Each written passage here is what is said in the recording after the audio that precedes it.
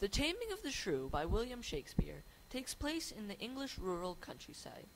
Local noblemen find a man named Christopher Sly passed out on the road, supposedly drunk. They give him hospitality, and then they try to trick him into thinking he is a lord. But he counter-tricks them into making them think he believes them. Meanwhile, a group of players arrive to put on a show for Sly and the nobles. The story then becomes a play within a play, which is a story within a story, an idea within an idea, and a classic within a classic. The play within the play opens with rich youngster Lucentio and his two servants Tranio and Biondello arriving in Padua so that Lucentio can study at the acclaimed university. He then sees the beautiful Bianca and he falls in love. Unfortunately, two people are already trying to court Bianca. The Gremio and the somewhat boring Hortensio. Hortensio then decides to act as a music teacher so that he has more time to spend with Bianca.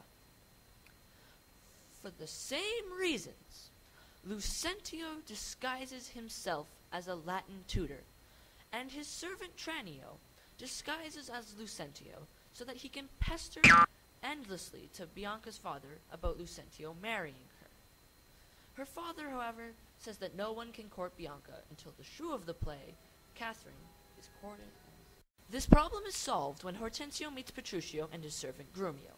Petruchio is a drunk, loud, boisterous fellow who is full of himself.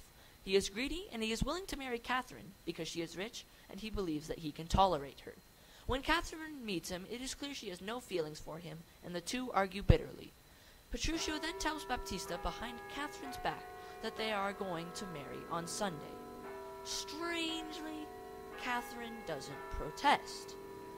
Petruchio comes late to the wedding, and he is dressed crazily, much like my grandma. He then rushes her off to the country where he starves her, insisting that they are too in love for food and don't need to eat nor sleep in his poorly made bed. This process winds up taming Catherine, and she loses her wild behavior, and she learns that she should obey him. Lucentio finally woos Catherine with a Latin phrase. Hortensio's song does not have the same effect. Petruchio then, on his way back to Padua, forces Catherine to agree to do whatever he says when he is around Baptista. At the end, the three new husbands, Hortensio married a wealthy widow, stage a contest to see whose wife is the most obedient. And, much to everyone's surprise, Catherine wins. There you have it, the taming of the shrew in a nutshell.